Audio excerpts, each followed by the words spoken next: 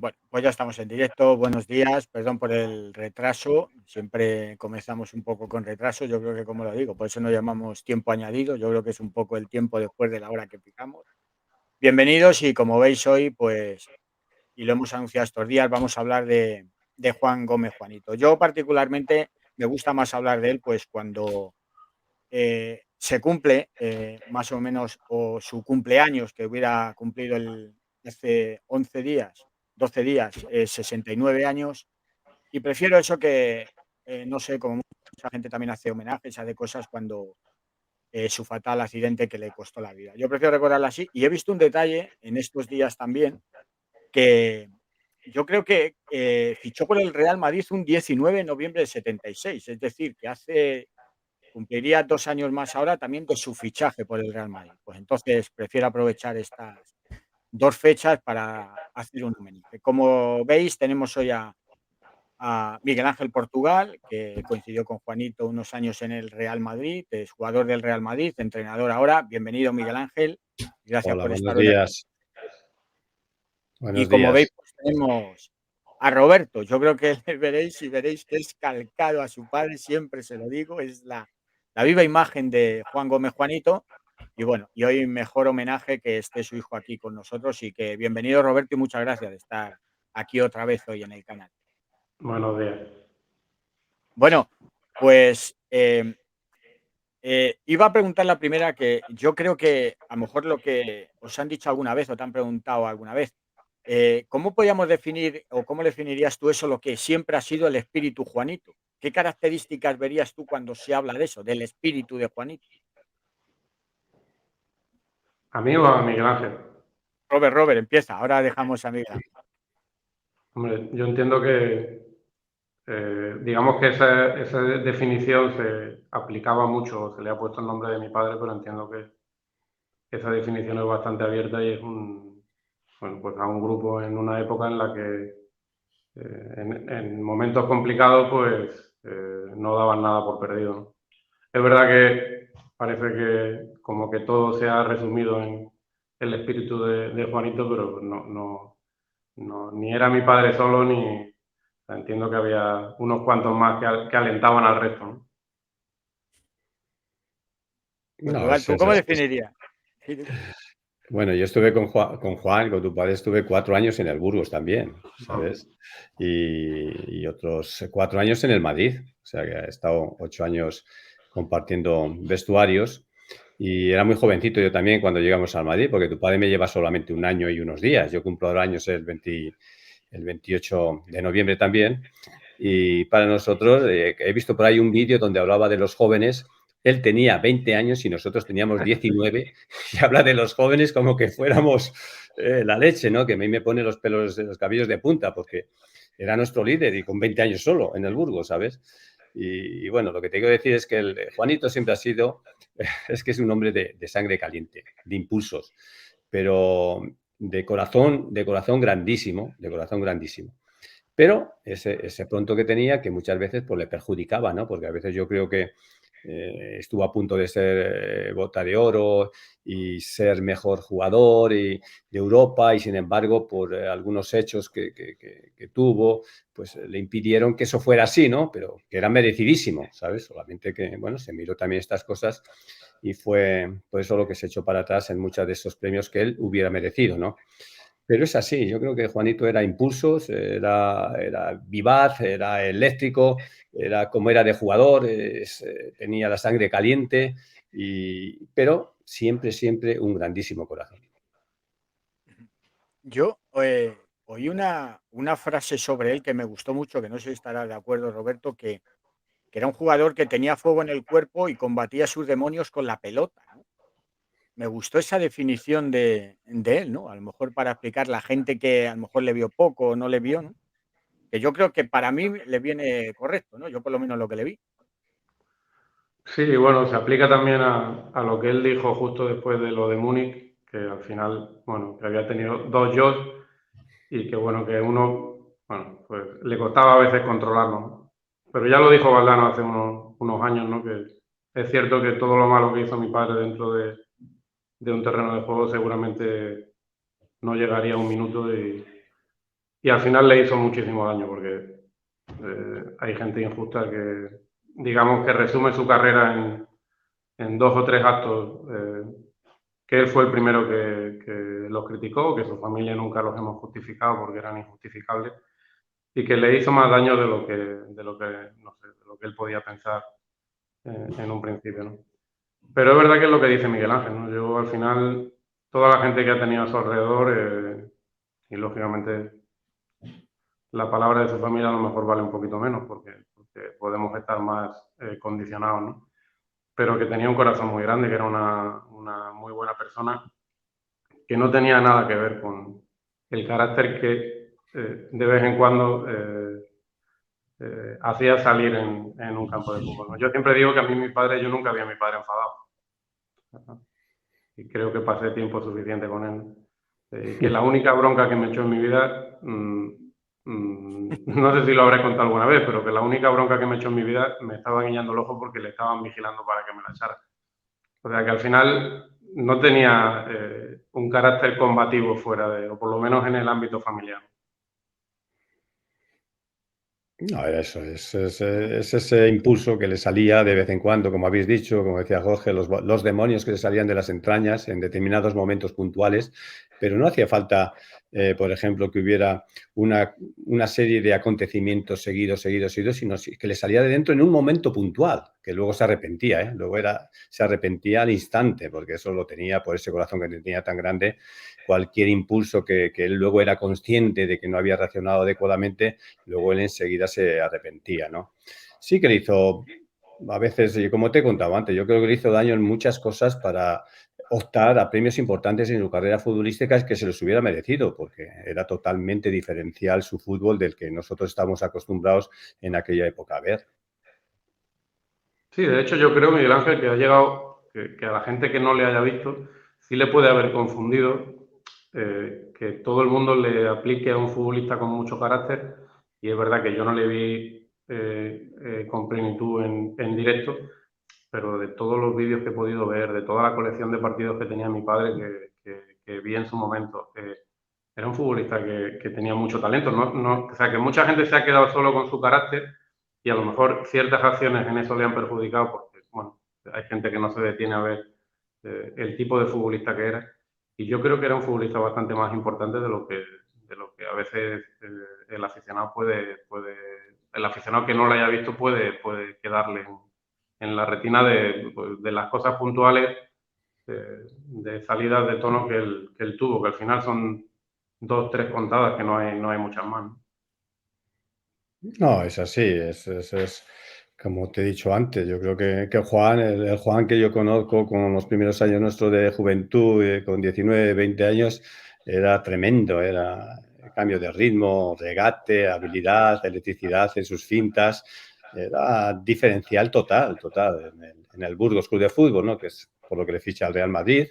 Pero después, fíjate, después sufre una transformación total y de ese jugador desequilibrante, de ese jugador de acciones individuales eléctricas y desbordantes, pasa a ser el jugador inteligente, el organizador, el pasador, el asistente, el que ve el fútbol, el número, por decirlo de aquella manera, el número 10 de aquella época, ¿no? En el Real Madrid.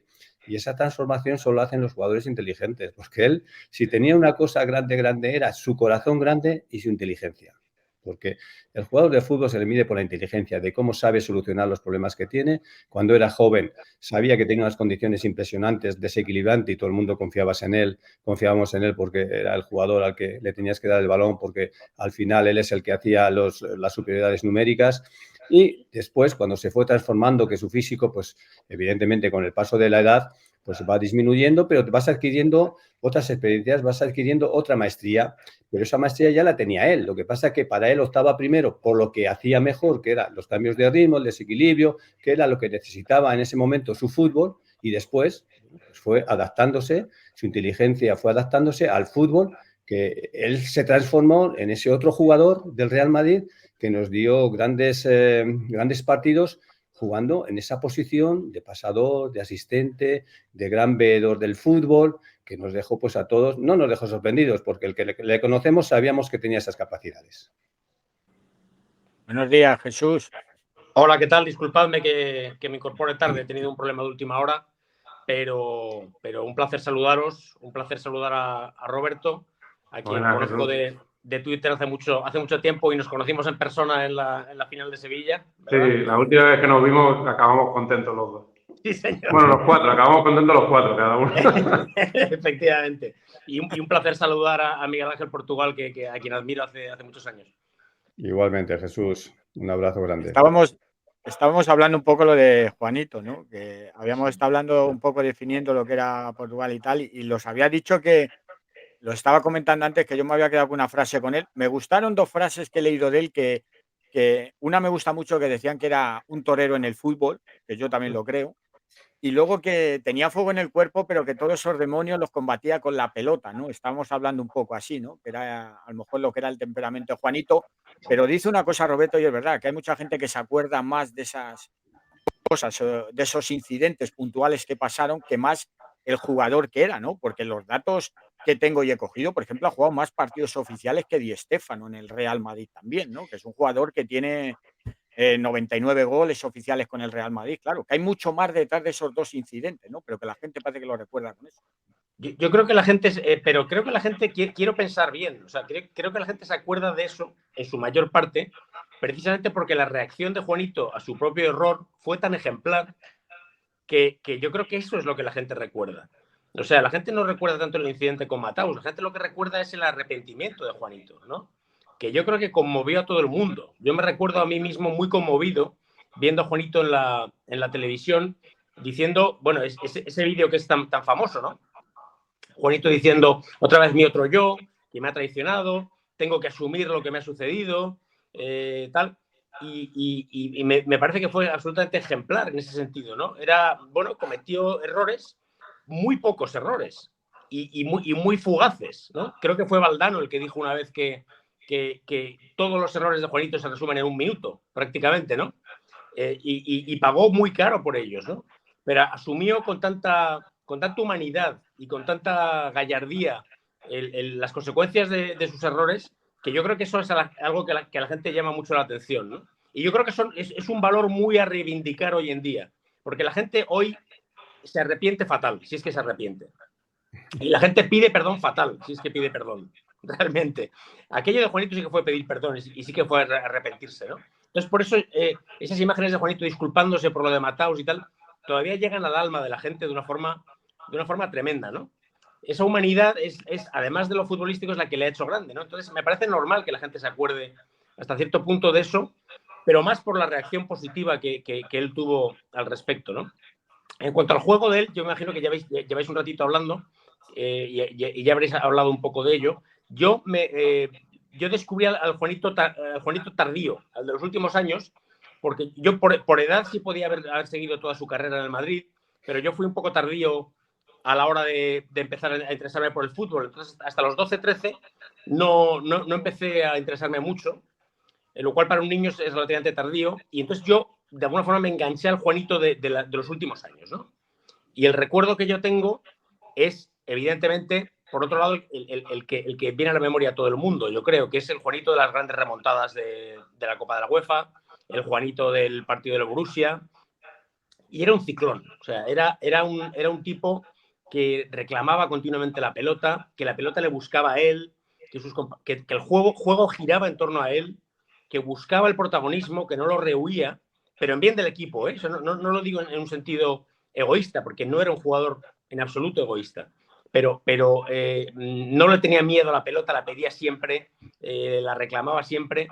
Y yo creo que claro, es que se recuerda más lo extradeportivo o lo anecdótico, porque cuando sale del partido del Borussia, cuando sale dando botes y levantando el puño al cielo y tal, esa es una imagen muy icónica, pero la gente debería recordar el partido que hizo. O sea, antes de salir del campo con el puño en alto, ese partido que hace Juanito contra el Borussia es un espectáculo impresionante. O sea, las dos asistencias que le da Valdano, una de ellas es con el exterior del pie, como un poco estilo Modric, ¿no? Sacando una falta con el exterior del pie. Johan Cruyff. O Johan Cruyff incluso. Y la verdad es que ese partido es absolutamente memorable, ¿no? Yo creo que si hubiera que explicar qué fue Juanito, seguramente sería ese partido el que habría que poner, ¿no? Pero seguramente Miguel Ángel tiene muchos otros partidos de Juanito en la retina, ¿no? Muchas otras actuaciones. Sí, ya lo he estado contando antes, Jesús. Es que yo jugué con él 4 años en Burgos y 4 años en el Madrid. Claro. Entonces yo conozco al Juanito del Burgos, que es totalmente diferente al Juanito de los últimos años que tú viste. Sí. El Juanito que yo me encuentro cuando éramos jóvenes, él tenía 20 años, yo 19, pero era nuestro líder. Y él, ya le hemos contado. En realidad, Miguel Ángel, tú jugaste con 2 futbolistas diferentes. O sea, eran la misma persona, pero el futbolista del Burgos era un futbolista y el futbolista de Madrid, de la etapa última en el Madrid era totalmente... Eso es. Si hablamos de lo individual y lo colectivo, digamos que en el Burgos era el individual y en el Madrid era el colectivo. En el Burgos era el desequilibrante, el que cambiaba el ritmo, el que por el extremo hacía diabluras con el balón, era eléctrico, era contundente en su regate, en su finta y vamos, era, no sé, un poco si os acordáis de la estructura que podía ser Amancio Amaro, de ese corte, pero quizás más eléctrico todavía, más cambio de ritmo, ¿no? Y después la transformación que sufre en los siguientes años cuando llega al Madrid, sobre todo en la última etapa, en los últimos 4 o 5 años, es una transformación de, como hemos dicho, de organizador, de asistente, de veedor del fútbol, de jugador carismático, de líder del equipo. Como tú has dicho, tira del equipo, es el que comanda todas las acciones del ataque, la quiere siempre y es muy implicado en todo lo que es ese Madrid. Es la cara, digamos, la cara de las remontadas, ¿no? Tenía otros compañeros también alrededor, pero él es realmente el espíritu, Juanito, ¿no? El que lo inculca y todo el equipo porque realmente es el líder, ¿no? En la primera etapa que llega al Madrid, él se encuentra quizás con otros líderes como podían ser Pirri, o podía ser Camacho, pero luego, a partir de la quinta del buitre, el auténtico líder es él. Sí, totalmente, Robert, ¿no? Bueno. No, Jesús, sí. No, le iba a preguntar a Robert porque me sorprende mucho y es de las pocas cosas, así que viendo un poco la biografía de Juanito, no sé si lo sabría hablar. ¿Es verdad que el Barcelona ofrece mucho más dinero? Que a lo mejor, no sé si hubiera estado en el Madrid por la lesión en el Atleti que tuvo grave o que el presidente del Burgos, Laredo, le iba a vender al Barcelona porque daba 50 millones de pesetas, ¿no? Yo lo que tengo entendido, que supongo que Miguel Ángel lo sabrá también, es que hubo una oferta por él y por el portero del Burgos que luego estuvo en el Valencia. ¿No? Manzanero. Sí. Manzanero. No sé evidentemente la cantidad que era, pero el presidente del Burgos, que luego fue padrino de mi hermano mayor, era socio del Real Madrid y, bueno, al parecer, bueno, yo siempre le he escuchado decir que el Madrid siempre se había portado muy bien con el Burgos y que era una obligación suya que Juanito acabase en el Burgos, en el Madrid, y que realmente, dicho por Martínez Laredo, que él veía que el tipo de fútbol de mi padre era ideal para ir al Real Madrid y no para el Barcelona. Sí, eso fue así. Y la verdad que luego al año siguiente pues fuimos García Navajas y yo para allá también, ¿sabes? Al Madrid, era como una sucursal y tenía siempre buena relación. Pero es así, el Barcelona ofrecía bastante más dinero que el Madrid, pero Martínez Laredo, por esa amistad que tenía con el presidente del Real Madrid, pues bueno, pues, quiso que fuera para allá y además acertadamente porque... la verdad que tiene Juanito, si imaginamos a un jugador con genética blanca, es Juanito, ¿no? Como yo digo siempre, es que la tiene, ¿no? Hace unos días hablábamos de alguien que ahora está sufriendo en su piel algo parecido a lo que Juanito pudo sufrir en su época, que es Vinicius. Son jugadores tan diferenciales que les está pasando algo parecido, ¿no? Siendo... tampoco son tan diferentes en la manera en el desequilibrio, en el desborde, porque Vinicius ahora es un jugador más individual que colectivo, ¿no? Se implica más en las acciones individuales que en las colectivas. Pero yo estoy seguro que se irá transformando y con los años se irá transformando en un jugador más colectivo que individual, que le pasó también a Messi, ¿no? Estos grandes jugadores pasan de ser jugadores tremendamente desequilibrantes individualmente a pasar a ser desequilibrantes totalmente líderes colectivamente del equipo, ¿no?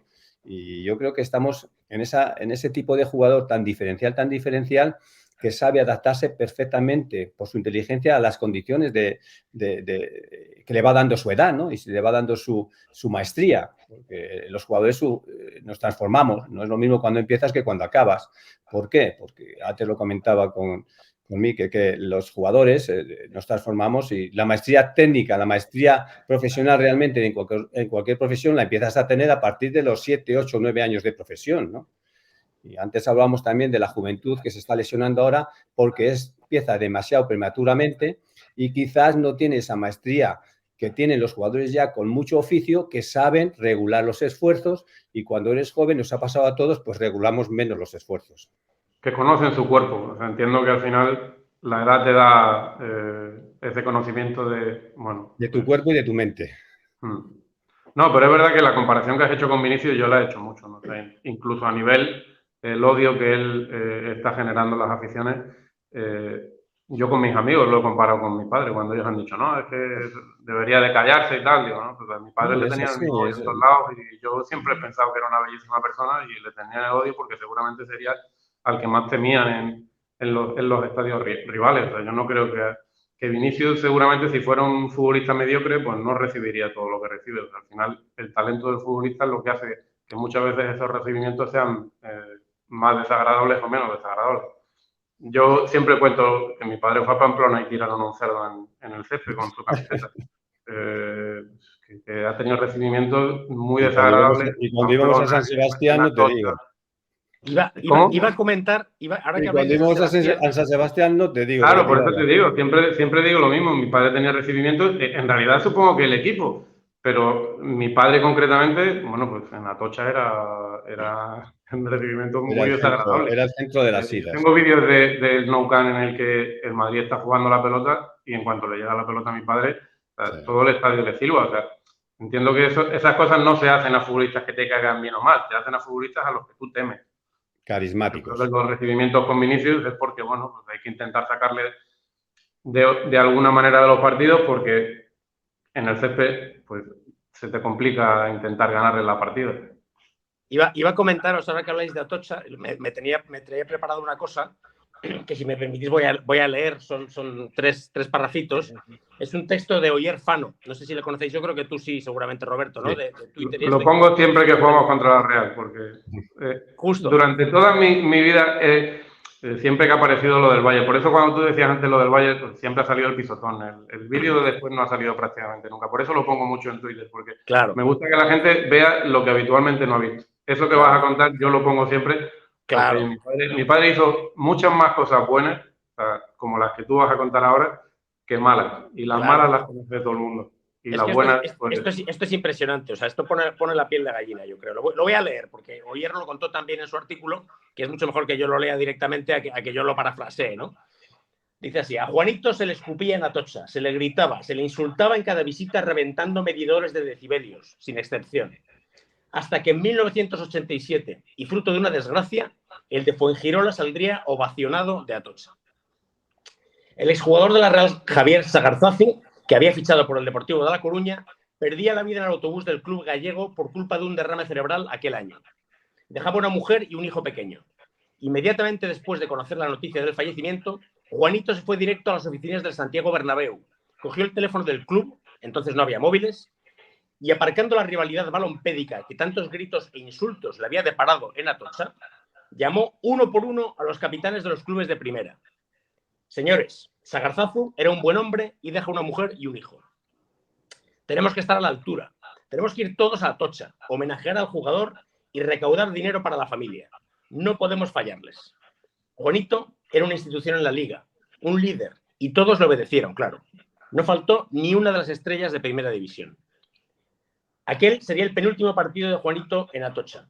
El último, disputado en diciembre del 88 con la camiseta de Málaga, dignificó el fútbol.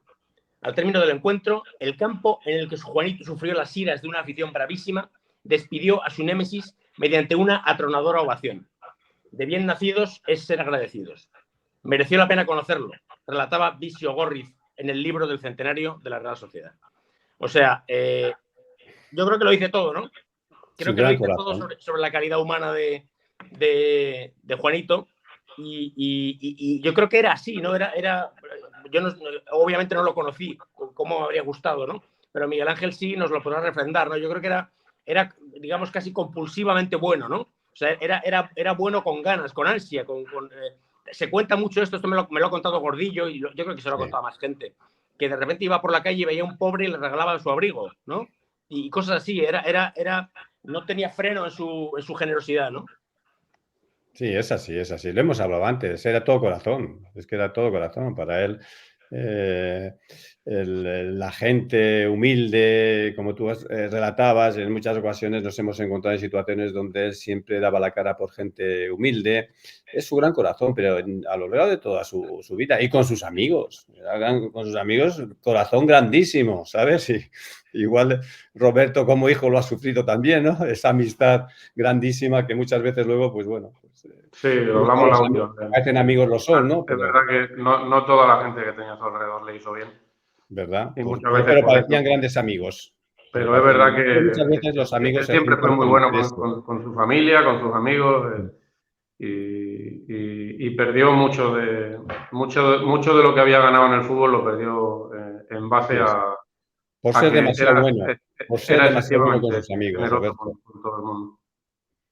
Pero bueno, nos queda el Juanito grandísimo, el Juanito del corazón grande, el Juanito de la bondad, de la generosidad, que yo creo que esos valores no son fáciles de predicar con ellos en la vida, ¿no? Y él los llevó por encima de todo.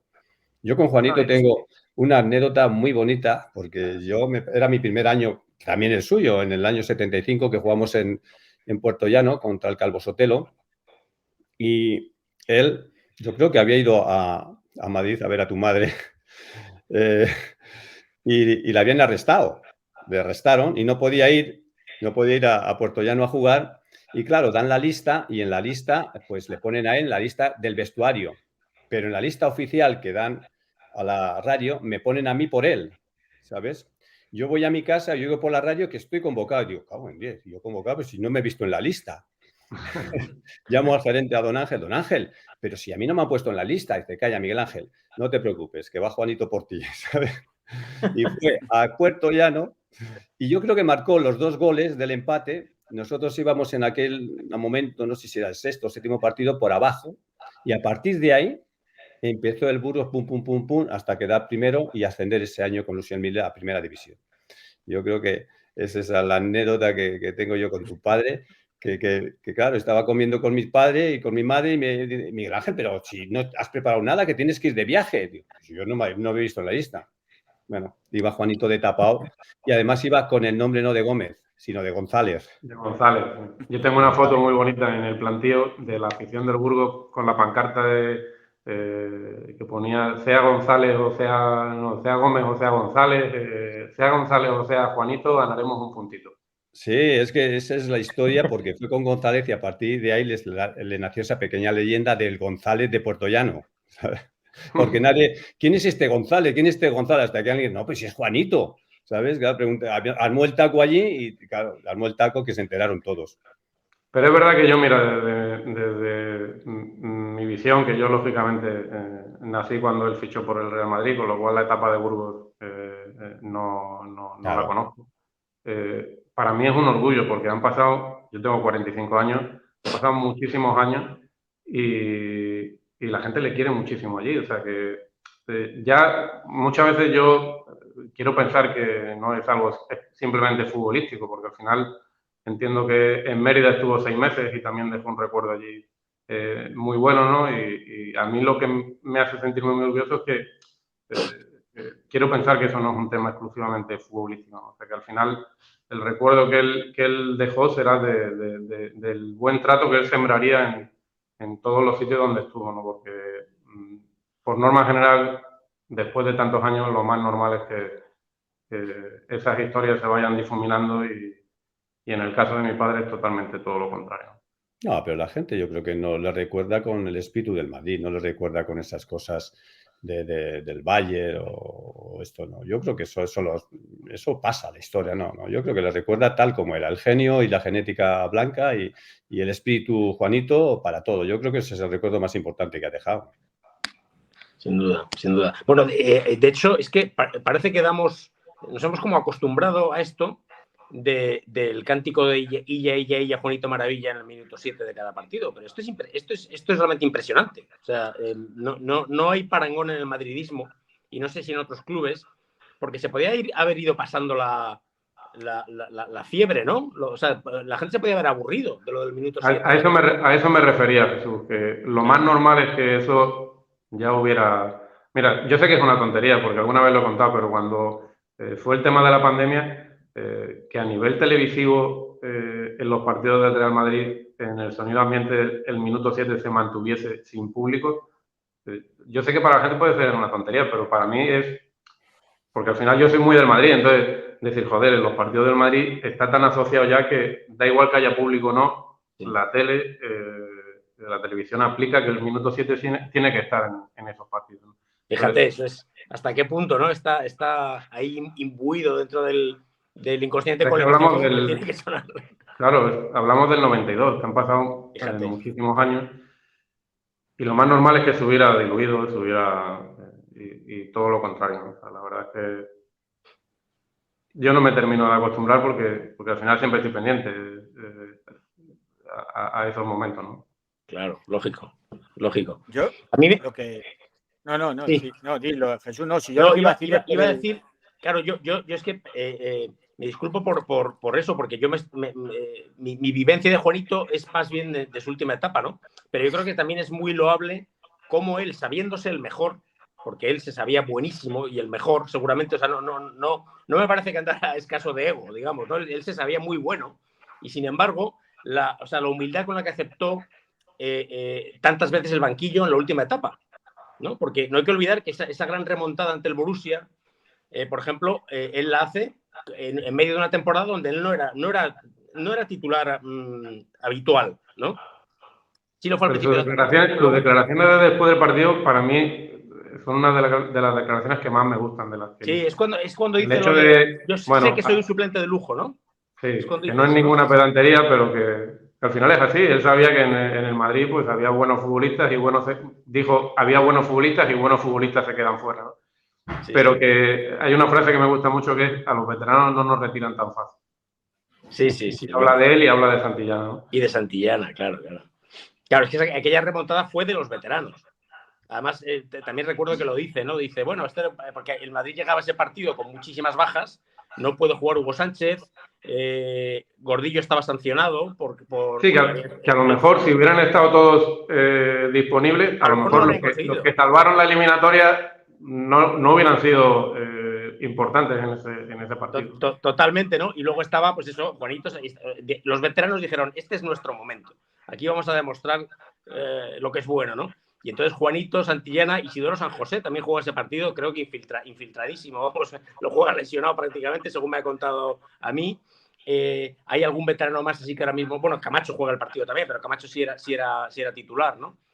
O sea, son las viejas glorias las que dicen, este es un partido para nosotros, para los que mejor conocemos el espíritu del Madrid, ¿no? Y bueno, es una barbaridad de partido. O sea, tú lo he visto no sé cuántas veces yo creo que es el que mejor representa el espíritu del Real Madrid. Quizá no sea el juego más bonito, pero representa el madridismo mejor que ninguno, ¿no? De hecho, Valdano, que mete 2 goles en ese partido, a pase ambos, si no recuerdo mal, de Juanito, dice que ese es el partido donde su vinculación sentimental con el Real Madrid se forjó ya para siempre, ¿no? Él ya llevaba un tiempo jugando en el Madrid, pero dice, ese es el partido donde yo me hice madridista de corazón y ya hasta el fin de los días, ¿no?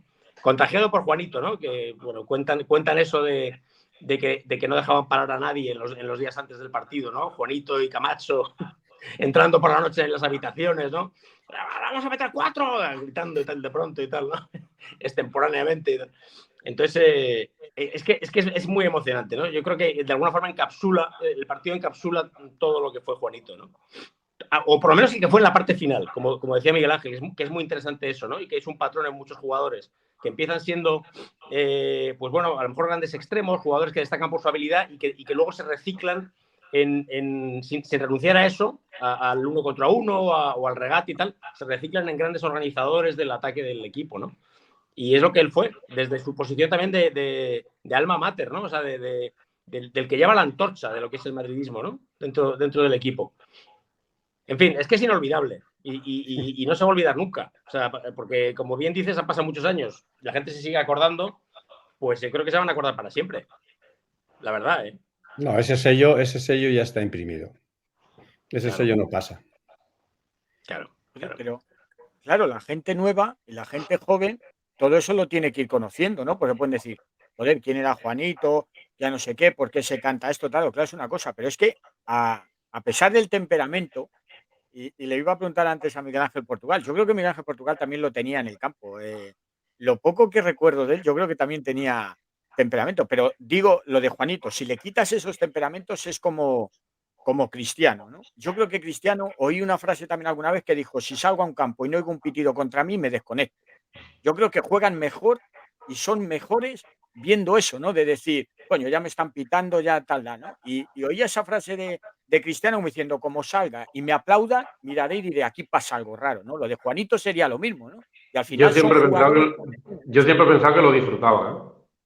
Sí. Claro, claro, O sea, claro. yo siempre, además creo que, no sé si leí una vez a Gorri decir que él veía que en ciertos ambientes de Atocha que él no tenía cara de estar asustado, ni mucho menos, De o sea, que sufrir ni tenía mucho cara menos. de disfrutón. En Que tú Atocha hablabas antes de sufríamos. Gorri, de que él hablaba muy bien y tal, creo que en uno de los primeros enfrentamientos mi padre le rompe 2 dientes.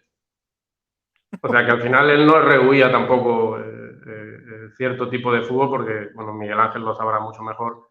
En esa época yo creo Sí. que les pegaban patadas hasta en el cielo de la boca. Pero era valiente, ¿eh? Juan era valiente, o sea, no se retraía para Dema- atrás ni mucho menos. Demasiado. Vamos, vamos, vamos. Si había que dar, daba. No, no era de los, digamos, que se echaba para atrás, ni mucho menos. En Atocha, él sacaba córners, yo también solía sacar córners, y ahí sufríamos, ¿sabes qué nos hacían? Hacían tirachinas con unas gomillas y ponían como lanzadera entonces se llevaban vino, botellas de vino para la merienda, y las botellas de vino llevan alrededor del tapón plomillo, ese plomillo que llevan, que se quita, con eso hacían los balines y te enchupaban unas hostias en las piernas que no veas cuando sacaban los córneres, ¿sabes? O sea que Atocha era difícil de padecer, ¿no? Pero bueno, son ¿Cómo ha años cambiado el fútbol, Miguel recientes, ha Ángel? cambiado todo y ahora ya ves qué transformación tiene la Real Sociedad y bueno, la vida hay que digerirla tal como fue viniendo. A nosotros nos tocó aquella época del antimadridismo también, que lo sufrimos en todos los sitios, pedradas al autobús, pedradas por todos lados. Pero bueno, yo creo que ¿por qué te hacen eso? ¿Por qué es? Simplemente porque eres el mejor. ¿Sabes? No hay más. Correcto. No hay más. Tu padre era el mejor, Vinicius es el mejor, el Madrid es el mejor y siempre vas a tener esos arrebatos de ira y de impotencia del rival que son los que provocan todo eso, ¿no? Pero de todas formas, Miguel Ángel, ¿cómo ha cambiado el fútbol para lo que es el futbolista? Entiendo, ¿no? O sea, cuando tú escuches a alguno que va a algún partido hoy en día y decir, bueno, el ambiente allí es un poquito complicado y tal, hoy en día los ambientes complicados yo creo que, de hecho, para mí en eliminatorias de Copa de Europa hoy en día, que te toque la vuelta en casa y más ya sin el valor gol, o sea, sin el valor doble de los goles, yo creo que es prácticamente indiferente porque no hay Sí, muchas aficiones que apreten, salvo puntualmente, pues, como la y nuestra en algún momento sobre dado, todo, que se pone. Roberto, lo desconocido, porque nosotros íbamos muchas veces a lo desconocido, porque no había los medios de comunicación y los medios de información que tenemos ahora, ¿no? Entonces vete a Tirana, a jugar en Albania, a jugar a esos países, que aunque fuera un equipo pequeño, como ibas sin saber de qué iban, pues a veces te complicaban las cosas, no era lo mismo. Ahora ya tienes información de todo. Claro. Atocha era el peor campo en ese tiempo, ¿no? Por la forma que tenía Atocha, ¿no? Para el Madrid sería no sé yo, porque a lo mejor el Nou Camp siempre ha sido tal, ¿no? Pero Atocha lo que era el campo de antes, lo que dices tú, si es que sacabas el córner pegado a la valla, te agarrabas a la valla de atrás. Era una casa de cerillas. Es que si vas allí, vamos, Pamplona también se nos complicaba, Pamplona también. Pamplona y Atocha eran difíciles. Sin embargo, San Mamés era más, no sé, entre comillas, más civilizado contra nosotros, un poco más en ese sentido, ¿no? Eran más respetuosos con el juego, aunque también había sus contras y sus iras y sus arrebatos, pero Atocha y Pamplona en aquella época que nos tocó vivir también lo teníamos difícil, incluso Sevilla.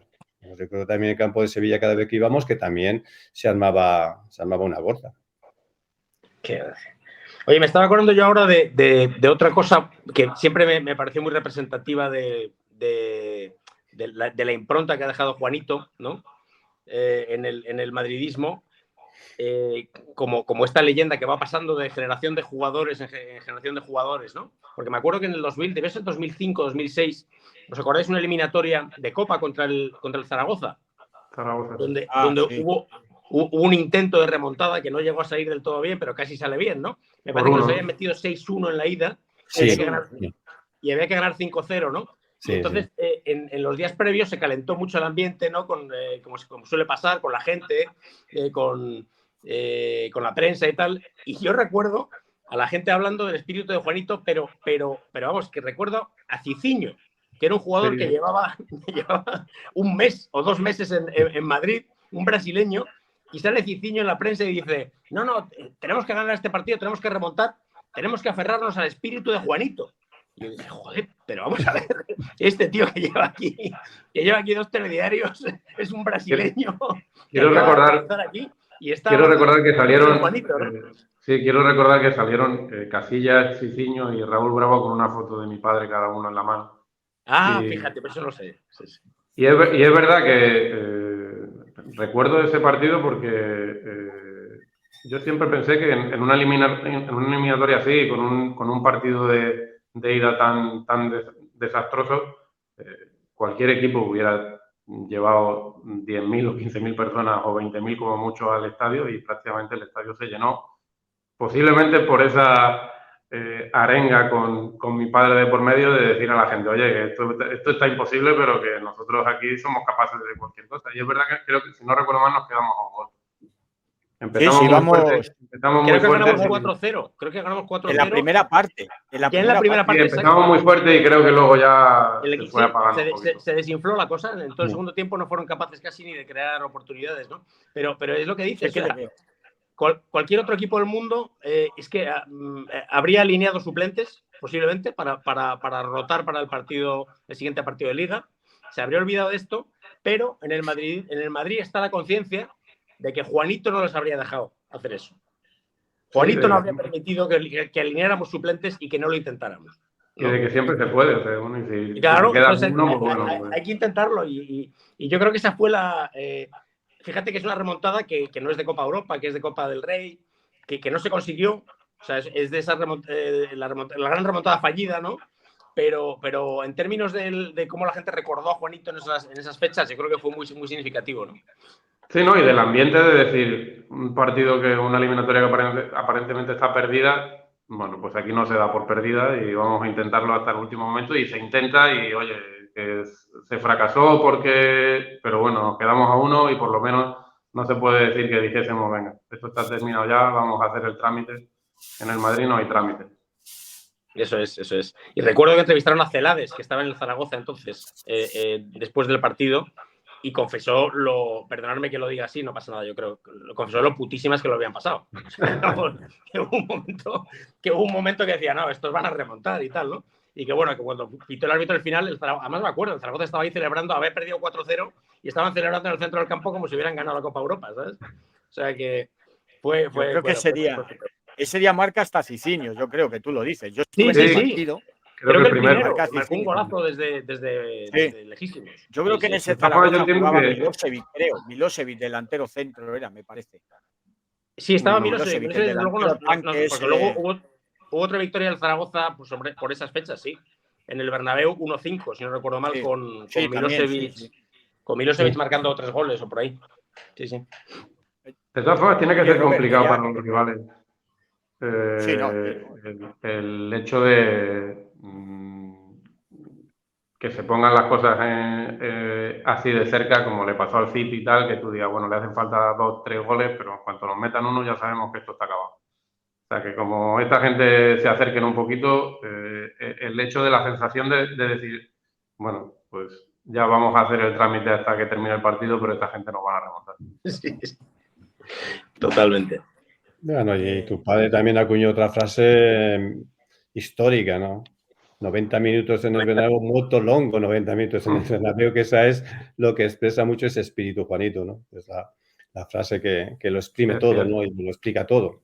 Sabes que es así y a lo largo de la historia no es que haya sido la historia de la época de Juanito solamente en esa época eso, ha sido en el Madrid a lo largo de toda su historia. Hay un aura en ese vestuario, como digo siempre, una genética que es esa genética de nunca se da nada por perdido, nunca. Todo hasta el rabo, todo es toro. En el Madrid siempre, generación tras generación tras generación. Y lo tenemos, bueno, pues en los últimos años, en las finales que se han jugado y se han remontado, en los partidos contra el Manchester City. Todo eso es un poco lo que expresa ese espíritu de Juanito que perdura en la historia y a través del tiempo. Totalmente. La frase de molto longo se ha quedado incluso para el habla fuera del fútbol, porque el otro día escuché a un comentarista político decir que la legislatura al PSOE se le va a hacer molto longa. O sea que ha quedado... Ha habido mucho lenguaje futbolístico en estas investiduras. Sí, ha habido mucho lenguaje futbolístico. Es verdad. Incluso oye, no me acuerdo que tenista en una de las firmas de uno de los partidos que ganó puso algo de molto longo. Creo que fue en un partido que jugó en Madrid. Seguro que lo diría Nadal. Posiblemente. No me acuerdo, fue hace un año por ahí.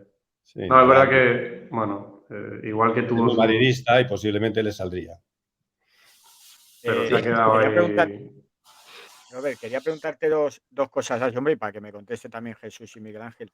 La pena, y alguna vez te he oído que también te quedas con un equipo del Madrid de estos que era la quinta con tu padre, ¿no? Esa quinta y con Juanito también, que fue un fútbol. La pena es eso, ¿no? Y la pena es lo de la final de Liverpool cuando se perdió 1-0, ¿no? Pero que esa quinta con lo que era Juanito, los últimos, con Santillana, los últimos años tal, que a lo mejor mereció un poco más encima para subir más lo que hubiera sido encima lo de Juan Gómez, ¿no? Porque la pena es que faltó todo eso, ¿no? Pero que se jugaba al fútbol que bueno, hostia, ¿no? Yo siempre, a mí siempre esa plantilla es la que más me ha gustado en la historia del Real Madrid. La de la generación en la que se mezclan la quinta del buitre y los veteranos, para mí es una plantilla que futbolísticamente y a nivel de sentimiento creo que es muy complicado de igualar. Lo importante es que el recuerdo de ellos está ahí para todos los madridistas. Yo, a lo mejor está mal que lo diga porque soy hijo de uno de la plantilla, ¿no? Pero que es verdad que tiene mucho mérito que en la historia del Real Madrid la gente se acuerde de ciertos equipos que nunca llegaron a tocar, digamos, el cielo a nivel futbolístico con el club, que es ganar la Copa Europa.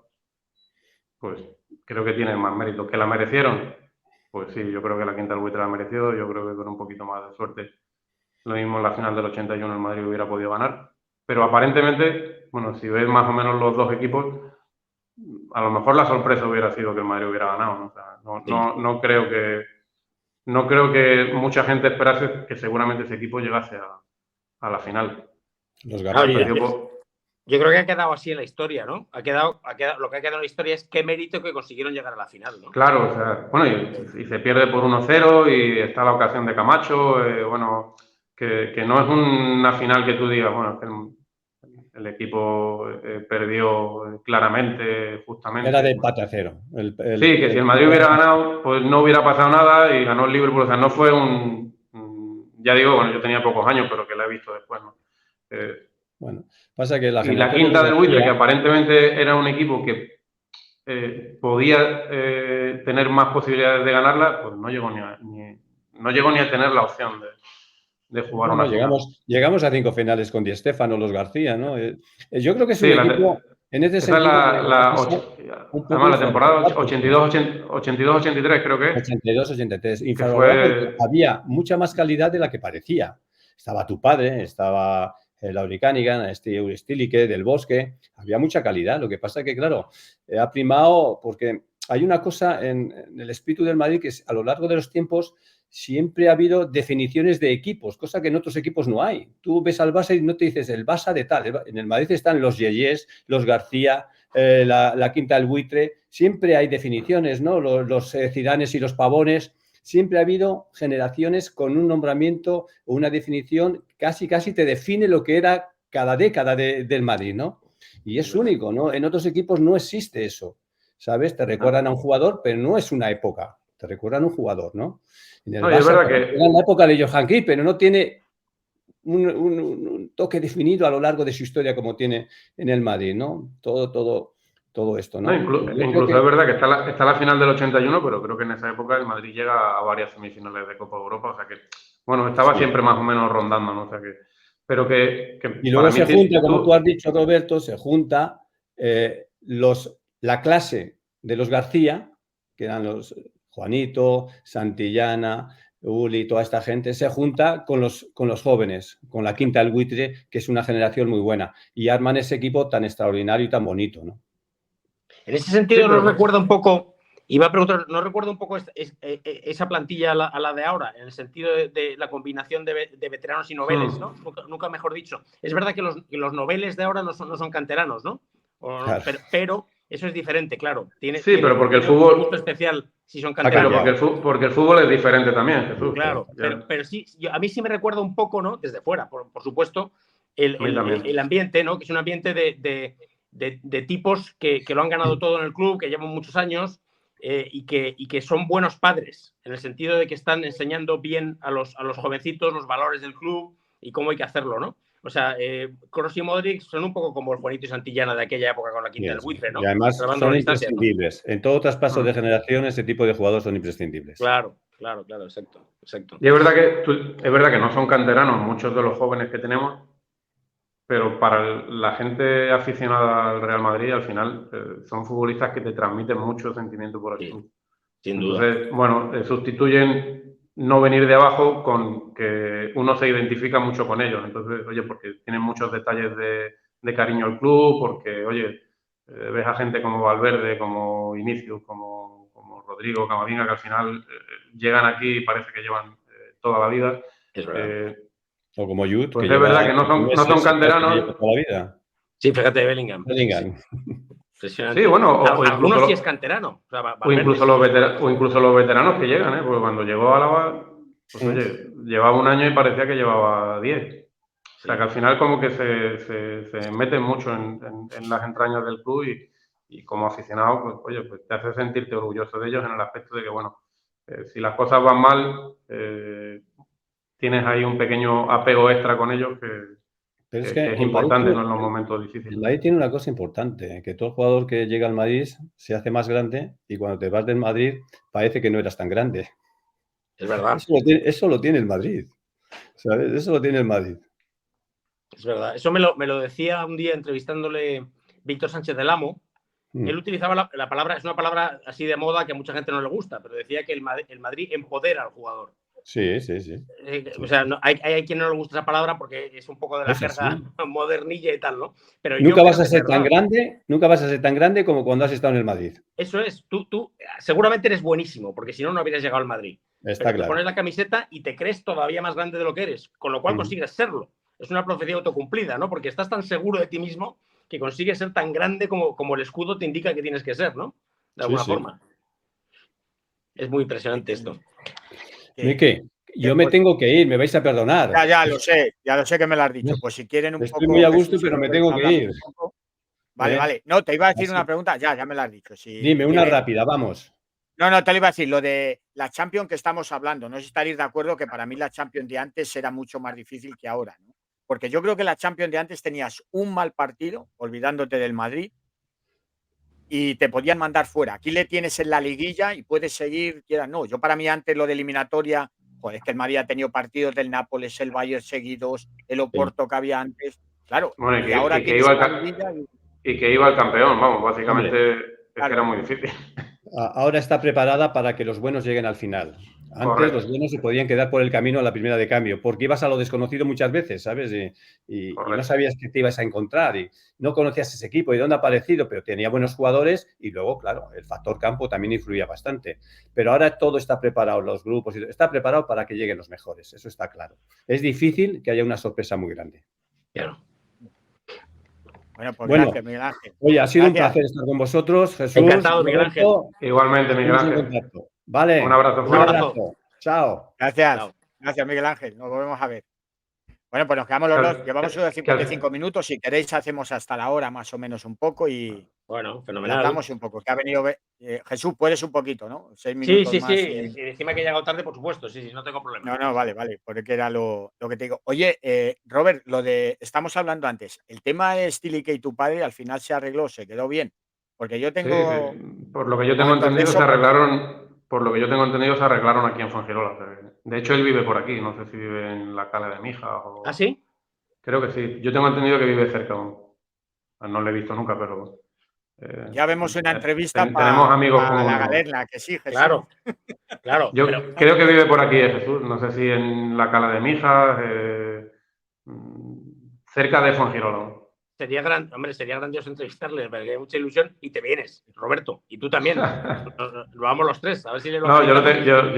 yo sé que mi padre acabó bien con él, o sea que Por y es un eso. futbolista al que admiro. O sea que... Hombre, es que es otro de los. Curiosamente, por eso llamó tanto la atención cuando en la época en la que se fue Stilique en Neuchâtel y luego se enfrentaron y todo el mundo empezó a comentar. De hecho, hubo tensión en el campo y tal. Llamaba mucho la atención precisamente que dos tipos que encarnaban el espíritu del madridismo tan claramente, joder, a la gente le daba como rabia, ¿no? Pero ¿cómo puede ser que estos dos no se lleven bien, ¿no? Pero es seguramente, muy bueno que hicieron las paces, seguramente vendría de algo lejano. Yo tengo entendido que tuvieron algún problema, no sé si fue en la final contra el Aberdeen o en la final contra el Liverpool. Tuvieron algún problema y supongo que, digamos que tenían rencillas ahí que no se solucionaron cuando se tenían que solucionar y supongo que con el tiempo pues fueron a peor. Yeah. Y es muy posible que en ese enfrentamiento ya cada uno con equipos distintos, pues no sé lo que haría Uli, pero mi padre no reaccionó bien y no estuvo, lo que hizo estuvo bastante feo. O sea que... Ya. Pero yo sé que luego se arreglaron y además porque mi padre yo creo que si tenía algo bueno es que bueno, sabía perfectamente cuando metía la pata. Claro, eso lo demostró que también en aquel partido contra el Neuchâtel también Stilique le debió sacudir bastante bien. Sí, por eso te digo que yo no sé lo que haría Uli. No, pero... Uli le metió, yo recuerdo el partido, Uli le metió viajes para adelante y para atrás. O sea, le sacudió de lo lindo, con muy mala leche. Yo no sé, siempre me ha parecido que hay, incluso en ese aspecto, cuando yo juego al fútbol, pues bueno, pues, hay muchas maneras de devolver ese tipo de acciones y ninguna es escupir. Claro, está claro. Sí, está claro. Pero de todas formas, en esa época se llevaba bastante, porque la sanción de Gordillo que hemos hablado antes contra el Borussia fue por escupir también en el partido de ida. Entonces, en esa época debe ser una reacción bastante natural. Pero bueno, lo importante es lo que dices. Que pero Juanito, también te digo una cosa. Yo no sé hoy en día. Mi padre arrastró una sanción, creo que la primera fueron 2 años. Sí. En el 80, que esa sanción no la conoce mucha gente, y que yo he hablado con Antonio Ruiz, que era segundo entrenador del Real Madrid en esa época, y porque como no hay imágenes de lo que puso el árbitro en el acta, porque siempre él dice que le zarandea, yo le pregunté un día a Antonio qué hacer con él, y me dijo que mi padre no le hizo nada. Que si no le llega a coger él, lo mata, pero que no le hizo nada. Pero que al final es verdad que antiguamente, no digo que la sanción sea injusta, pero que 5 años me parecía una sanción posiblemente un poco desproporcionada para las cosas que se ven hoy en día y para la reacción que mi padre tuvo minutos después. Seguro, que es lo que tú comentabas antes, Jesús, de lo que le cuesta a los futbolistas hoy en día pedir perdón. Recuerdo lo que pasó con Pepe el día de Getafe, que pidió perdón, no sé si fue al día o a los 2 días, y parecía que alguien le estaba apuntando con un rifle. Sí. Hay 1000 acciones de futbolistas de primera división, de Messi hay unas cuantas, bastante feas, en las que los futbolistas directamente no piden perdón porque creen que están por encima del resto. Y mi padre en ese aspecto, yo creo que actuó mal, sí, actuó muy mal, pero la reacción que tuvo no pudo ser más ejemplar. O sea, después del partido y a la semana siguiente con Mataus, regalándole un capote y bueno, intentando solucionar un problema que él sabía que había creado. Yo creo que se ensañó, ahí la UEFA se ensañó, o sea, le dijeron sí, yo creo que... como le pudieron decir 150, ¿sabes? Era como si vas a jugar más, ¿sabes? Me pareció que se pasaron muchísimo. Me pareció, es lo que yo entiendo que que hoy en día yo creo que esas sanciones no se No ven, ¿no? existen. No se También ven, es no se ven. verdad, a ver, que no justifico la acción, que la acción, no sé si hoy en día se ven ese tipo de acciones, pero no sé, me acuerdo ahora mismo de la patada de Paulista a Vinicius, que es una patada en la que un futbolista va claramente a darle una patada a un rival con bastante mala fe. No sé si le echaron 2 o 3 partidos. 2 o 3 partidos, sí. No hay ninguna proporcionalidad. Pero a mí lo que me pareció... Que no comparo la entrada de Paulista con el pisotón, pero que quiero decir, no estamos hablando de una entrada normal, ¿no? Se te entiende, Roberto. Y creo que a Pepe le echaron 8, puede ser, o... Sí, 8 12, partidos, yo algo creo, así. ¿no? Y 8 o 12. 8 o 12, no me acuerdo, pero me parece que... peor lo de Pepe que lo de Juanito. Me parece Sí, peor. que por eso te digo que si comparas, es verdad que lo de Pepe a lo mejor se asemeja más a lo de mi padre, ¿no? Pero me parece más salvaje lo de Pepe que lo de mi padre, siendo las dos Sin una duda, salvajada, sin que duda. no le quito gravedad a lo de mi padre. No, sin duda, sin duda. Pero nuevamente lo llamativo es la gallardía con la que tu padre aceptó la sanción también. Porque yo lo recuerdo diciendo, bueno, esto es lo que me ha tocado. Es más, a lo mejor meto la pata y no fue así, pero yo, como ha quedado en mi mente, es que antes de que se conociera la sanción, tu padre ya sabía que no iba a jugar más en el Madrid. O sea, que lo que le tocaba a él en ese momento ya era No, marcharse. él tenía la renovación prácticamente firmada, creo que la tenían él y Santillana, creo si no recuerdo mal, un año más. Sí. Y él sabía que eso pero era Le una iba a costar es que que era no. una cuestión normal. Es más, yo sé, porque él lo contó hace muchos años, que cuando tuvo la primera sanción, a él le convencen 2 directivos del club para que él no abandone el club, porque él quería dejar el Madrid, porque no quería manchar la imagen del club. Fíjate, quería él irse, o sea, sin esperar a que le sancionaran. Que no me acuerdo porque él menciona, es una entrevista en la que él menciona a 2 directivos que fueron los que le convencieron de, bueno, los errores lo único que hay que hacer es intentar no volver a cometerlos y tú no te preocupes. Y hay 2 directivos que le convencen de que lo único que tiene que hacer es intentar controlarse y entiendo que a lo que él se refiere después de esa acción de había intentado controlar ese doble mal carácter que él tenía, pues que lo sentía mucho y que había vuelto a salir, ¿no? Entiendo que él ha vuelto a salir, viene de lo que seguramente le pasó en el 80. ¿no? Claro. Pero que al final creo que fue un poco desproporcionada. Un poco desproporcionada. No, absolutamente. Pero vamos, al final yo supongo que lo que tú dices, él tenía claro que no iba a seguir. Claro. Pero es que incluso él decía que no le tocaba seguir. O sea, su arrepentimiento era como decir que eso es muy, muy conmovedor también, ¿no? Yo como que me autoaplico la sanción. Correcto. O sea, algo así, ¿no? Que da igual lo que me sancionen, que aquí ya eso es, que me acabo de ganar yo mismo salir de... Eso es, de fíjate, eso es impresionante, ¿eh? Porque un hombre que puede cometer los errores más graves que quieras, ¿no? Pero que tiene no sé cómo llamarlo, que tiene la honestidad, yo lo llamaría honestidad, ¿no? La honestidad de decir, tengo que quedarme sin jugar porque lo que he cometido, ¿no? Y la severidad consigo mismo, ¿no? Es decir, lo que he hecho es demasiado grave, yo no puedo jugar más en el Madrid, ¿no? Es tremendo que el pensar así, ¿no? Cuando si haces una encuesta entre el madridismo, en ese momento, la gente habría querido que siguiera. Sí, pero bueno, yo creo que él sabía. Además, yo siempre lo he contado, porque a nivel personal a mí el Madrid-Bayern me cambió la vida, ¿no? Mi padre se fue de Madrid y mis padres ya estaban separados y nosotros no le veíamos tanto, no sé qué. Entiendo que para nosotros fue duro y quiero pensar que para él también lo fue, ¿no? Entonces, no era una decisión de decir, bueno, para mí lo cómodo hubiera sido quedarme en el Madrid.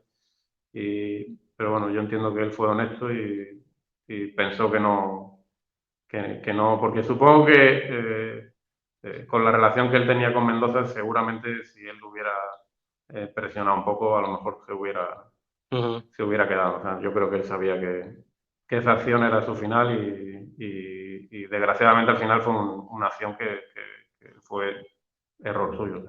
Sí. Robert, ahora que hablas de Mendoza, ¿te has imaginado alguna vez todo esto que pasó con tu padre, por ejemplo, si hubiera estado Florentino? ¿Cuál hubiera sido la decisión? No sé, conociendo a Florentino, qué hubiera sido, te quedas, esto no lo podemos permitir. No sé, ¿lo has pensado alguna vez? Es que es lo que dice Jesús. En la etapa en la que ya estaba mi padre, que ya llevaba 10 años en el club, creo que hubiera sido indiferente el presidente que hubiera estado.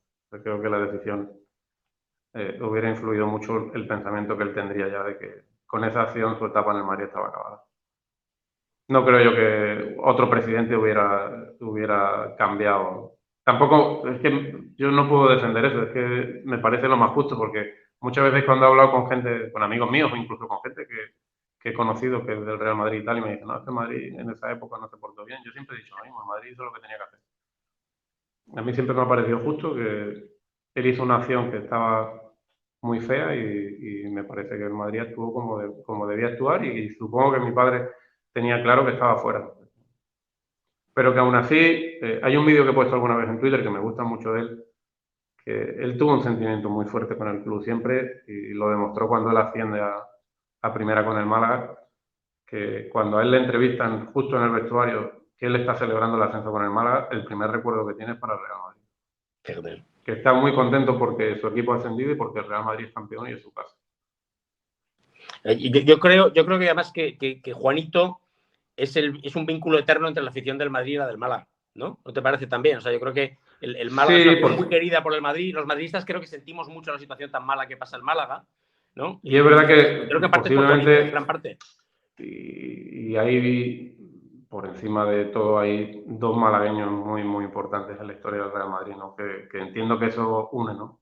Independientemente de, bueno, ya la calificación que cada uno ponga a Isco, que también ha sido importante en el club, ¿no? Pero sobre todo Fernando Hierro y mi padre son dos futbolistas muy, muy importantes en la historia del Real Madrid, que entiendo que unen mucho, ¿no? Y posiblemente en ese aspecto en Málaga, pues hombre, el único futbolista creo que importante que ha estado digamos que en el otro club, digamos, grande de España, que es el Barcelona, es Esteban, ¿no? O sea que entiendo que puede haber mucha más vinculación con Málaga hacia el Real Madrid que hacia cualquier otro equipo, porque, bueno, está mal que yo lo diga, pero posiblemente mi padre esté entre los mejores futbolistas malagueños de la historia y ya está en el Madrid, y Fernando, pues para mí es el mejor central que yo he visto en mi vida y el malagueño ya está en el Madrid. Sin duda, sin duda. Yo creo que a tu padre no creo que se le aplicaba esa frase de que a lo mejor lo importante es lo que pasó antes o después de la conducta,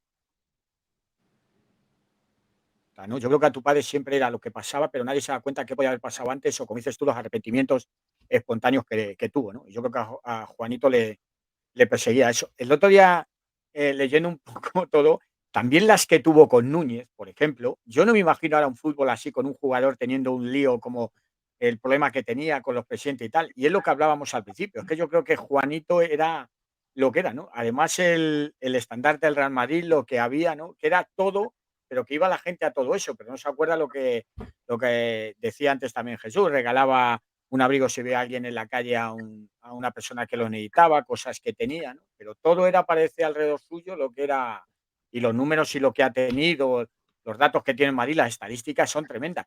Y te iba la pregunta, ¿es que haces un top 5 de jugadores más queridos de la historia del Real Madrid? Y yo creo que tu padre es entre los 3 primeros, seguro. Querido. Más queridos yo creo que seguro. Seguro, ¿no? Y es difícil, ¿eh? Y es difícil, pero que seguro que un top 3, Juanito, es de los más. Y a lo mejor es que ya no sé si decir el primero, el otro ya lo pensaba, ¿no? Puedes tener jugadores que admires, que tengas, pero yo creo que Juanito es de los más queridos en el Madrid, un top 3 seguro, ¿no? A mí no me preguntes porque para mí es el primero. No, yo que soy un poquito más objetivo, yo creo que sí. O sea, desde luego entre quienes le vieron jugar, seguro. Segurísimo. Y también entre quienes no le vieron jugar. O sea, los que cantan y a Juanito Maravilla en el minuto 7 en el Bernabéu, la mayoría son chavales de 20 y tantos años o 30. No le vieron jugar, ¿sabes? O sea que, bueno, le habrán visto en vídeos, seguro, porque son tíos muy madridistas que se han puesto los vídeos del Borussia y de no sé qué, ¿no? Entonces, sí, pero es verdad que son más complicados, Jesús, o sea, porque que tú te sientas identificado con alguien que no has visto nunca en directo. Creo que es un logro. Pero la leyenda es esa, Roberto, porque tú fíjate que a mí me preguntas por el 11 histórico del Madrid y yo te pongo a Di Stéfano y yo no lo vi jugar, pero es como si dijéramos dogma que es de los mejores que hemos tenido. Pues con tu padre pasa un poco lo mismo, ¿no? O sea, no, ya está, se asume como parte del cuerpo doctrinal del madridismo, que Juanito es de lo más grande que hemos tenido. Y ya está, ¿no? Entonces, no tengo duda de que está en el top de los jugadores más queridos de todos los tiempos del Madrid, ¿no? Sí, a nivel carisma yo creo que... Sí. De hecho, yo siempre lo he dicho, cuando tú has dicho antes, Miguel Ángel, lo de que si hubiera estado Florentino de presidente, Florentino ha tenido un montón de detalles con mi padre que yo realmente pues me he quedado bastante sorprendido porque muchos de ellos no me los esperaban. Siempre cuento que cuando me puse a ver la presentación de Kaká, porque era un futbolista que yo tenía muchas ganas de que viniese, que es verdad que luego no salió como esperábamos, pero bueno, que era la típica presentación que yo digo, joder, me apetece verla porque pues cuando yo vi las imágenes que puso el club y vi que una de las 4 imágenes era de mi padre, pues para mí es un orgullo muy grande, ¿no? Y esos son detalles de Florentino que no pensáis oye, que yo, por ejemplo, tengo muy buena relación con Butragueño, pero que no os penséis que Butragueño me va a llamar para decir, oye, mira, estad atento que va a salir una cosa en la presentación que te va a gustar, ¿no? Yo me la encuentro de pronto. Yo veo que está Di Stéfano, que está Raúl, que está Zidane y que la 4ª foto es de mi padre, ¿no? Entonces, ese tipo de detalles, pues porque yo creo que no se les ha hecho a mucha gente, ¿no? El homenaje que le hicieron en el 25 aniversario para mí fue una locura, porque ni yo lo entendía, porque no lo entendía. Bueno, pues han pasado 25 años, no entendía por qué el club le quería hacer un homenaje, ¿no? Entonces, realmente le han hecho tantas cosas tan bonitas, ¿no? Que por eso creo que al final, a nivel carisma, es un futbolista que seguramente, por lo que he dicho antes, no solo a nivel futbolístico, ¿no? Él tenía algo que ha hecho que seguramente a ese nivel pues, la gente le tendrá seguramente entre los 5 más queridos de la historia del club. Yo creo que sí es. Y lo que No te equivocas. Lo que tenemos claro es que seguro que ya hubiera entrenado al Madrid también, ¿no? Porque el camino que llevaba el entrenador también tenía la pinta que llevaba, ¿no? Yo creo que ahora, como dices, cumpliendo 69 años, yo creo que en estos años hubiera acabado alguna época de entrenador en el Real Madrid, ¿no? Es que lo digo porque Luis Canut leí un día una entrevista que fue, yo creo que de los últimos que le entrevistó. Y dice que estaba hablando con él o tuvo una entrevista con él y le comentaba que estaba admirado del juego de lo que era el equipo de Johan Cruyff y cómo jugaba, ¿no? No sé si, bueno, tu padre no sé si tendrías una idea un poco lo que le gustaba de entrenador, lo que era, pero por eso digo que Sí, al era un final es entrenador, difícil de pensar, ¿no? Que no estaría entrenando al Madrid en un año de esto. era un entrenador bastante ofensivo, ¿no? De hecho, en la época que estuvo en Mérida, era un equipo que atacaba sin mucho miramiento. Yo creo que hubiera acabado entrenando en el Madrid, seguro. Por capacidad, porque creo que él veía el fútbol de otra manera, ¿no? De hecho, muchas de las entrevistas que tiene mi padre después de los partidos, pues no dice lo típico que dicen los futbolistas, ¿no? Él habla mucho pues de cómo juega el equipo, incluso el partido que tú decías antes, Jesús, del Borussia, cuando él intenta explicar más o menos cómo veía el partido, pues más o menos intenta hacerle incluso al periodista un resumen de cómo ha visto él el partido desde dentro, ¿no? Yo creo que él entendía mucho de esto, le gustaba muchísimo el fútbol y al final esa mezcla de capacidad y de que seguramente en una época complicada nuestra la gente le hubiera pedido, hubiera acabado seguro en el Madrid. Seguro, estoy convencido. ¿Sería del estilo mourinista o no? Futbolísticamente hablando, no creo. No. Digo el entrenador. No sé si hubiéramos tenido un tercer tiempo también en las ruedas de prensa con Juanito, como con Mourinho, que había las dos partes. Sí, y el tercer en los tiempo 6 meses Mourinho que estuvo en Mérida, yo tengo imágenes suyas en el banquillo y era como si estuviera jugando. O sea, que lo vivía de una manera bastante intensa. Pero al final yo entiendo que cada uno tiene sus maneras de vivir Claro.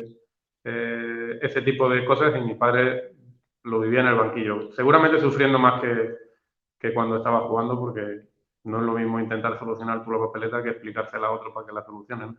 Entonces entiendo que eso te puede desesperar un poco más, ¿no? Pero que seguramente hubiera sido bastante espectáculo verle en la banda, ¿no?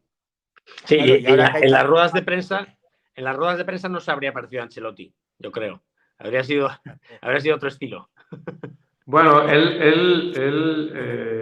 yo creo que con el tiempo intentó medirse un poco. Además, creo que hace mucho tiempo hablando con Lolino, él me contó que en Mérida leía un libro de cómo, creo que era cómo expresarse bien en público. O sea, que él intentaba, no sé si calmar ciertos aspectos que había tenido anteriormente a nivel incluso prensa, que hay un vídeo muy conocido saliendo de un partido de Madrid en el que se enfrenta a un periodista, ¿no? Y que dice una cosa que la gente muchas veces ha aplicado a que hay un antimadridismo que empezó con Mourinho y incluso Miguel Ángel Portugal antes lo ha comentado, ¿no? Que eso no tiene nada que ver. Que recibimientos feos el Madrid ha tenido siempre, porque ser el mejor supone tener muchos detractores, ¿no? Sí, Pero vamos, que mi de padre tener todo el mundo la razón intentaba... siempre. Mi padre yo creo que intentaba controlar, intentaba, bueno, hasta cierto punto. Yo creo que a lo mejor a nivel rueda de prensa, no sé si se hubiera mantenido más o menos tranquilo, pero que yo creo que intentaba apaciguarse un poco. Sí, no, y seguro que lo habría conseguido, porque con la madurez uno se tranquiliza, ¿no? En general. Y desde luego lo que sí habría hecho es explicar mucho en las ruedas de prensa. Estoy seguro que habría respondido a las preguntas entrando en análisis futbolísticos, habría dado respuestas largas, o sea, habría sido un buen chollo para los periodistas, en ese sentido, ¿no? Porque habría dado muchos contenidos. Habría dado muchos contenidos, seguro, en las ruedas de prensa, ¿no? Seguramente. Porque le encantaba hablar de... Fíjate, yo me acuerdo también, vuelvo al Borussia, claro, perdón, pero es que es lo que yo tengo en mente, ¿no? Como algo... Esa noche estuvo con José María García y pusieron el partido entero. O sea, quiero decir, el programa de José María García consistió en José María García y Juanito delante de la tele viendo el partido otra vez y comentándolo. Y tu padre iba comentando las jugadas, ¿no? O sea, es que él tenía un gusto por hablar de fútbol muy grande. Sí, no, es que por eso te digo, Jesús, que a él le gustaba muchísimo. Independientemente del sentimiento que él tuviera por el club, ¿no? O sea, a él le gustaba muchísimo el fútbol. Y de hecho, bueno, yo guardo apuntes aquí en casa suyos desde incluso su etapa en Burgos, ¿no? ¿Tienes apuntes? Wow. Y hace un año por ahí quedé para desayunar con Antonio Montero Nene, que fue compañero suyo aquí en Málaga y de hecho fue el entrenador del Málaga cuando el Mérida y el Málaga se enfrentaron, ¿no? Y me dio sus apuntes del curso de entrenador, o sea que yo al final intento recopilar. Fíjate qué maravilla. Todo y le gustaba muchísimo el fútbol. De hecho, Antonio me decía que bueno, que muchas veces ellos se ponían al fondo y que mi padre siempre se quería poner el primero porque quería, en las clases del curso de entrenador, él quería seguir aprendiendo, ¿no? Y no quería ponerse en un sitio donde pudiera estar más despistado. Claro, claro. Jesús, tú lo sabrás, me imagino que una vez lo ha contado aquí Roberto, ¿no? Lo de la camiseta de la final del Liverpool, ¿no? Que te la quiso comprar un jugador, ¿no? Del partido ese, la que Sí, intercambió con tu padre, ¿no? Que te dio dinero o te ofrecía dinero y no la quisiste. El futbolista es Phil Neal, el número 2 de esa final y bueno, por medio de un amigo que sabía que yo tenía la camiseta y no sé si era amigo de su hermana o algo así. Intentó comprarme la camiseta, pero bueno, yo afortunadamente no. Tengo muy claro que o valoro mucho las cosas que guarda mi padre y el dinero por el que yo pueda vender algo de mi padre es el que le cambie la vida a mis hijos y a mis sobrinos. Esa oferta no va a llegar, con lo cual se quedará aquí mucho tiempo. Qué maravilla. Era la suya, ¿no? La que había cambiado con Juanito. Sí, yo tengo la del Liverpool y supongo que él tendrá la de mi padre, ¿no? Fíjate. Qué bonito. Oye, una cosa y ya lo vamos dejando. Antes has hablado lo que José María García le llevó y tal, ¿no? Quiero hacerte una pregunta a ti, Jesús, que estás más metido en todo esto y tal. Si habla a lo mejor que la prensa es no sé si la tercera cosa más fuerte, lo que hay de tal, en esos tiempos José María García era no la prensa, él lo tercero más importante de un país, ¿no? Detrás de la política, detrás de todo eso, ¿no? Lo que quería él se podía hacer, ¿no? Llevo a Juanito, llevo a tal, ¿no? Porque siempre hablamos así entre muchos y decimos, no, es que a lo mejor la prensa es el tercer poder en un país, tal, no sé qué. En esos tiempos era José María García, no había prensa que O fuera tan sea, importante como él, ¿no? prensa deportiva, desde luego. Es decir, la radio deportiva era García. Y su poder era tremendo, era inmenso. O sea, yo recuerdo por ejemplo, el fichaje de Toshak por el Madrid, básicamente lo hizo él. O sea, estaba Toshak cenando con Mendoza, comentando pormenores del contrato que iban a firmar y se iban poniendo al teléfono.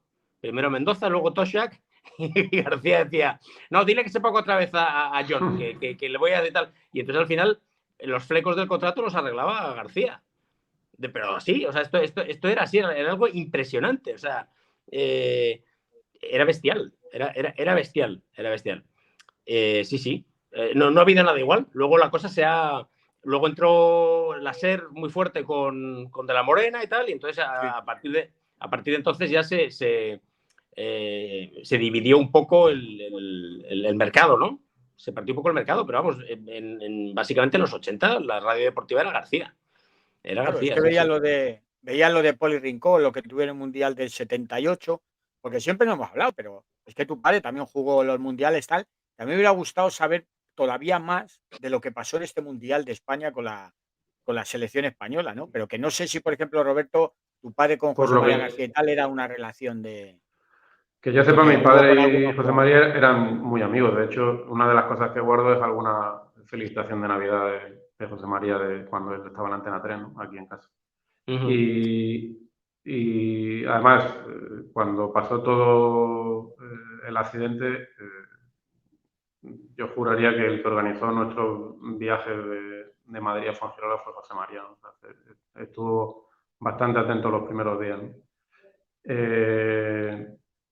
Tenía muy buena relación, no sé por qué, porque realmente luego era una cosa extraña, porque es verdad que había como un odio en la afición del Real Madrid hacia José María durante X años, y sin embargo mi padre, que era posiblemente uno de los futbolistas más queridos del Real Madrid, se llevaban muy bien, ¿no? Eran bastante amigos, ¿no?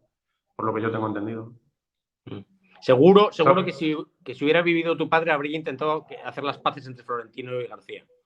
Pues, ¿No? Es la típica cosa que le habría intentado. Seguramente, al final mi padre es lo que hablaba antes, ¿no? Que bueno, él tuvo 2 o 3 errores, en realidad para mí son 3 errores los que él tuvo graves, pero era un tío que yo considero que le gustaba estar bien con todo el mundo, o sea, que Sí. no tiene nada que ver su carácter fuera del terreno de juego con las 3 tonterías que hizo en su momento y que, como bien has dicho, Valdano resumió que no duraba ni un minuto.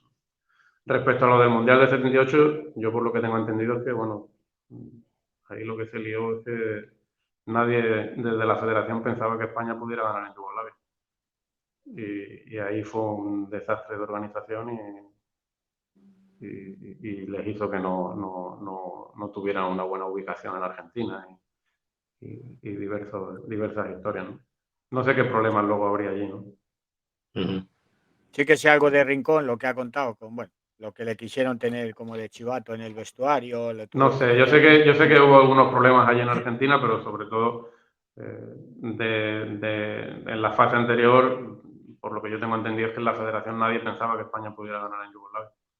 Por lo que se encontraron, por lo que pensaban que se iban a encontrar, que realmente, pues, ni por asomo se pensarían que iba a ser una situación tan fea, ¿no?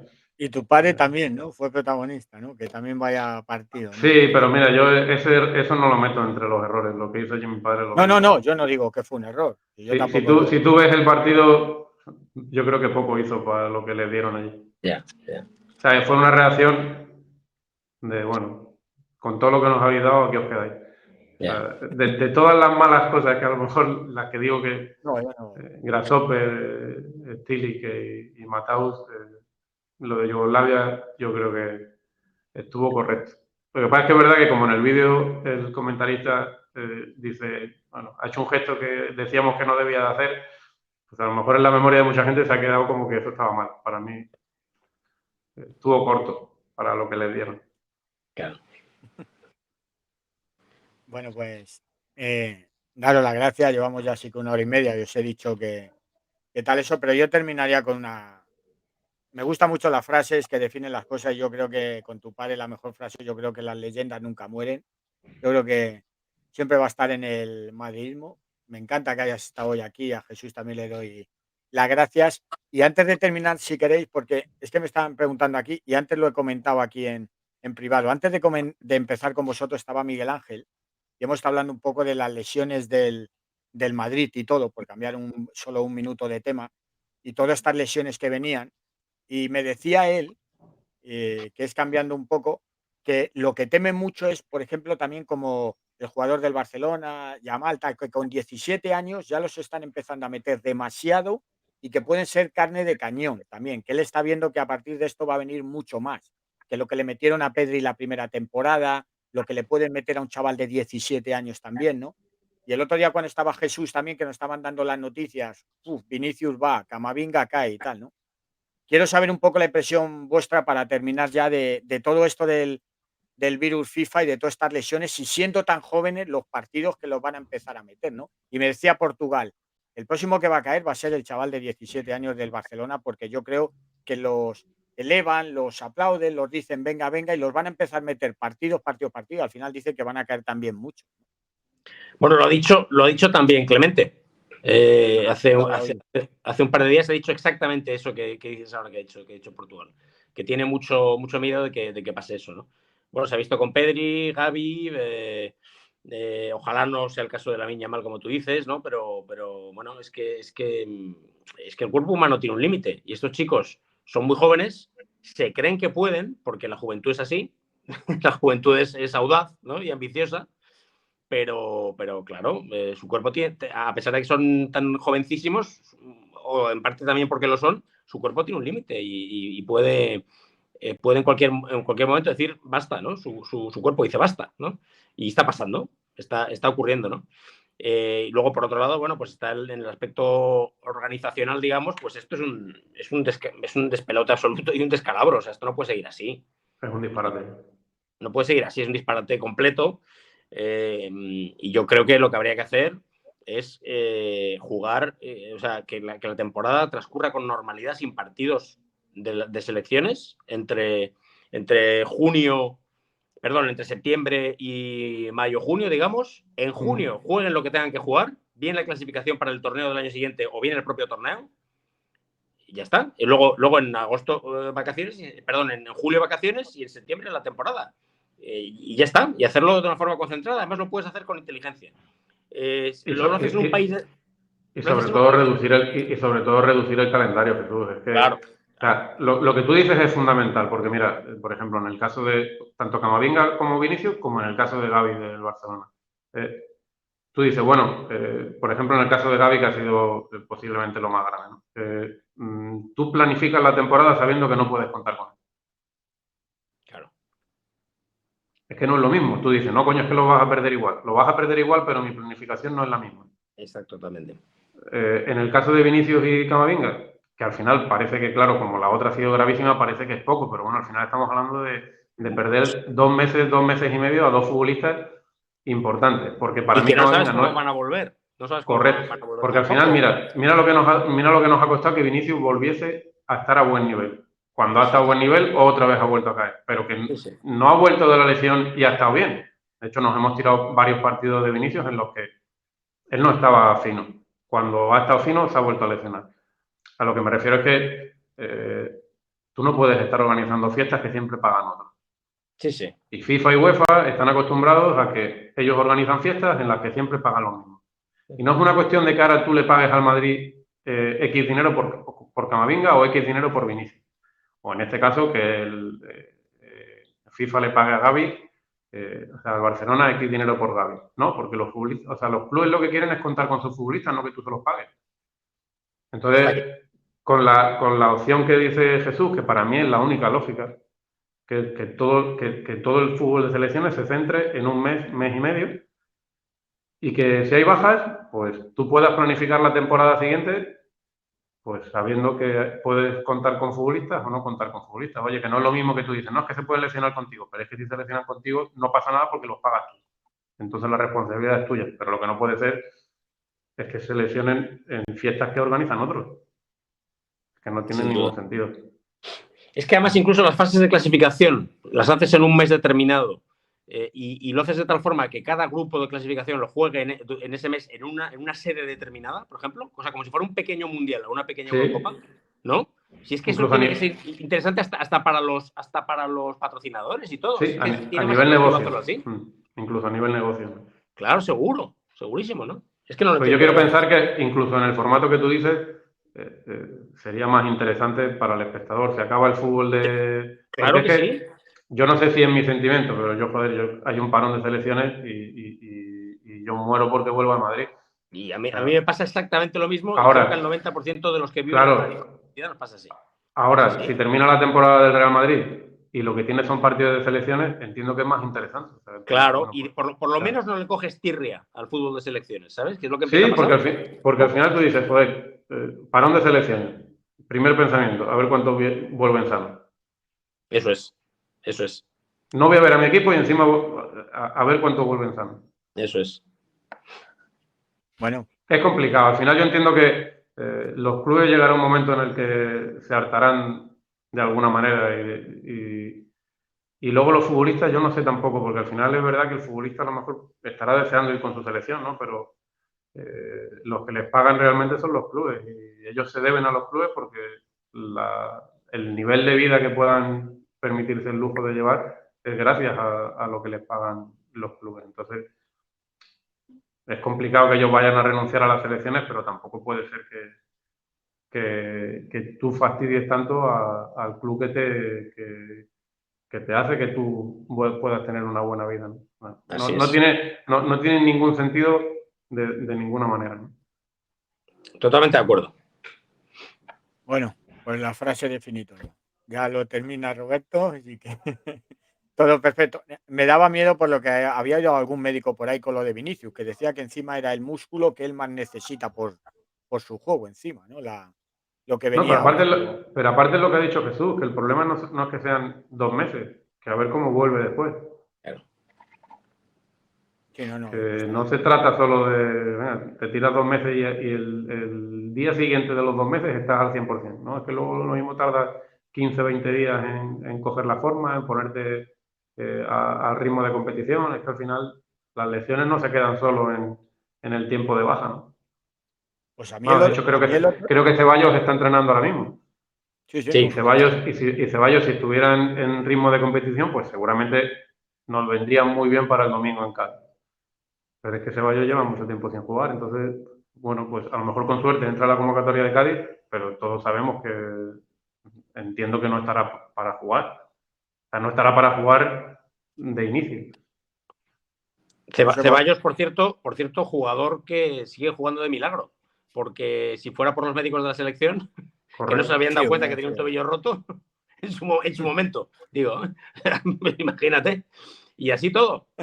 Pero al final entiendo que, no sé si no se dieron cuenta o que como realmente el riesgo lo corría el club, prefiere optar por el riesgo.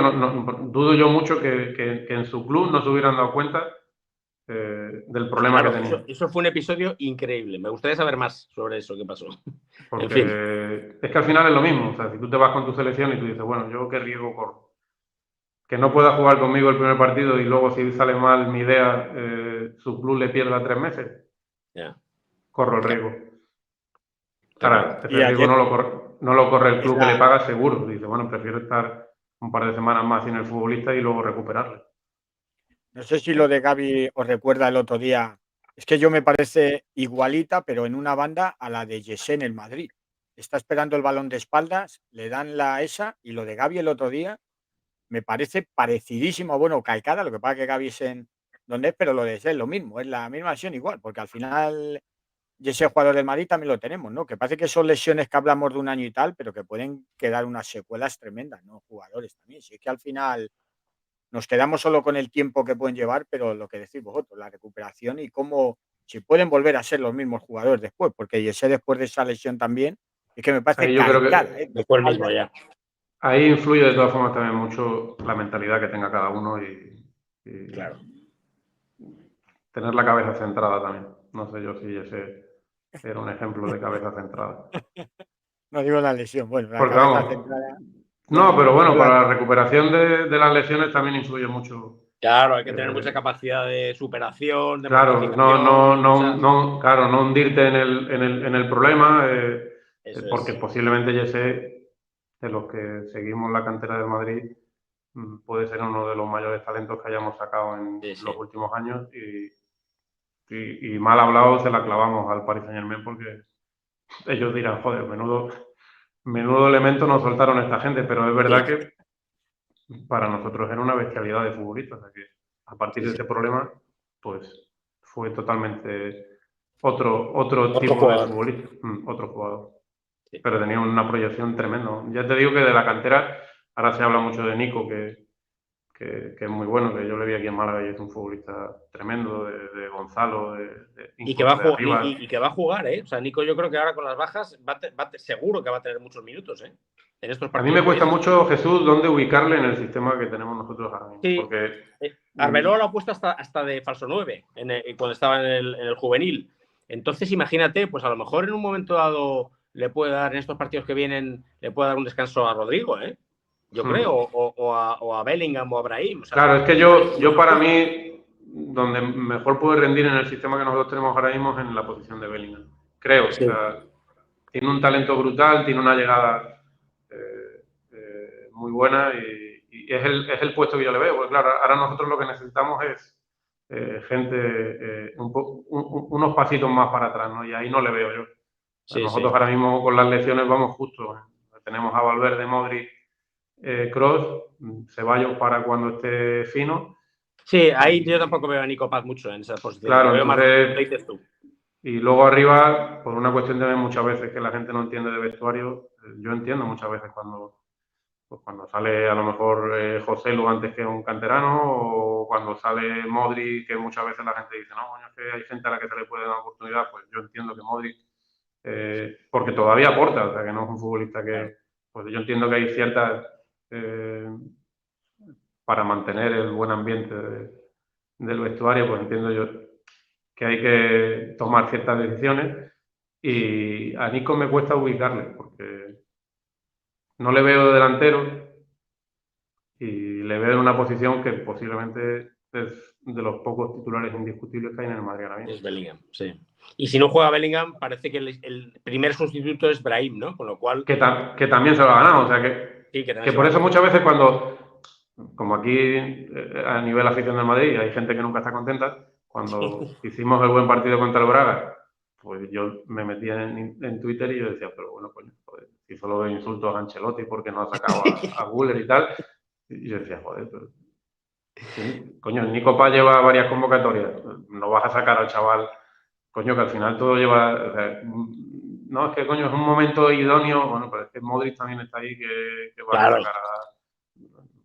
Pues, yo entiendo que hay ciertos movimientos que la gente no entiende y desde fuera uno pues se queda un poquito sorprendido, ¿no? Pero que es verdad que en ese aspecto era Güler, Modric, Nico Paz, y los tres no pueden jugar, si son los tres más o menos de perfiles similares.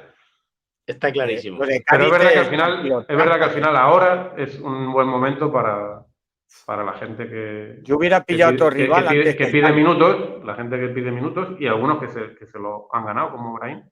Pues bueno, yo creo que ahora van a tener oportunidad de jugar y es cuando tienen que... Bueno, yo hubiera pillado otro rival apretar. antes del Cádiz, Roberto. A mí el Cádiz el próximo día, con el juego que tienen y faltándonos Vinicius y tal, yo hubiera cogido otro rival antes que el Cádiz. Me da a mí que el próximo día es un partido trampa de... No sé, bueno, yo si me dan a elegir otro rival, lo de Cádiz sé cómo no van a esperar, cómo van a hacer, cómo van a hacer. Y si no tenemos gente que desborde, yo creo que el partido de Cádiz... Te pongo un ejemplo, Miguel Ángel. Yo fui a ver el Madrid a Cádiz el año pasado, ¿no? Cuando ganamos la Liga. Fuimos allí con la Liga ganada. Jugaron muchos suplentes. El Cádiz se jugaba la vida y empatamos. Que al final para nosotros, lo que hablábamos antes, no hay trámites y muchas veces yo aplico que cuando hay muchos problemas físicos de lesiones en las plantillas muchas veces se hacen más fuertes y bueno, yo tengo ganas de ver el partido, que también sé que si ganamos en Cádiz la gente no lo va a valorar, pero que creo que vamos a ganar en Cádiz incluso con las bajas que tenemos.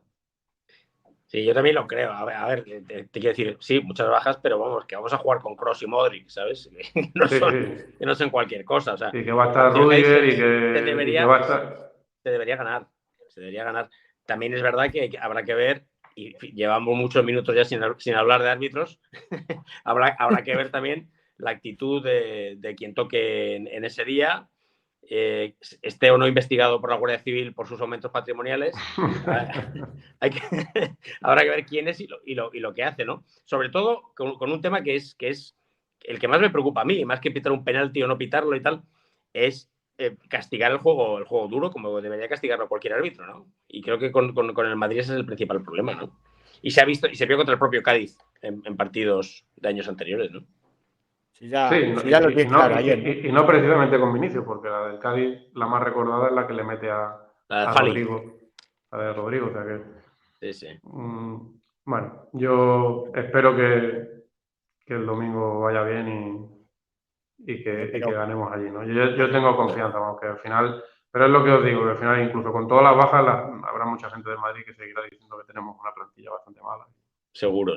Y demás historias, porque al final la gente no valora la situación del club respecto a las bajas que tenemos, que no son un moco de pavo, ni mucho menos. Pero no las que hemos tenido en este parón, las que venimos arrastrados. O sea que no tener al mejor portero del mundo entiendo que es una baja importante, no tener al mejor central del mundo es una baja muy importante.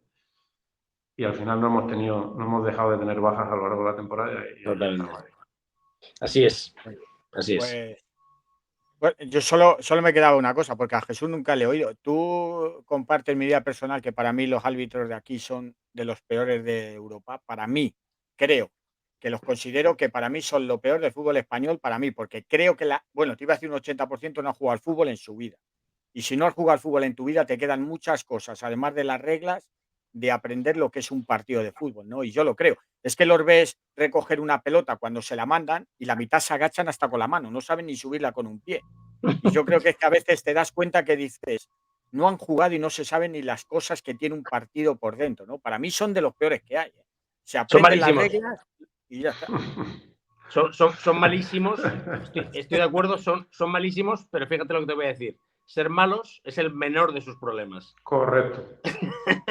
Tienen otro más grave todavía, ¿sabes? Que los demás me acabo de acordar de lo que pasó en Valencia, porque eso no es de ser malo. El hecho de que te escondan imágenes para que tú tengas que tomar otras decisiones, eso no es ser malo. Eso no es de ser malo, está claro. Eso es otra historia. Entonces, juntamos las dos cosas, que son malos y malos. Sí. Son malos y hay mala intención por otro lado. Eso es. Bueno, que muchas gracias a los dos. Nos entretengo. Gracias, Jesús. Gracias, Roberto, de verdad, por estar un día más aquí. Y bueno, pues y Jesús, que ojalá consiga la entrada de Stili, que anda, que ya te ha dado una pista, Roberto. Bueno, lo buscaremos. Si lo encuentro, os cito a la entrevista con él, ¿eh? Os venís. Vale. Bueno, pues perfecto. Muchas gracias, Jesús. Un placer. Un abrazo, amigo. Un abrazo fuerte. Chao. Nos vemos el domingo en la tertulia aquí en el canal que tenemos. Gracias a los dos y nos vamos. Gracias, y el domingo, como decimos, la tertulia después del partido de Cádiz a las 10:30 tendremos en este canal. Nos vamos, hemos hecho hoy 1 hora y 43 minutos en homenaje a Juan Gómez Juanito. Chao y hasta la próxima. Adiós, madridistas.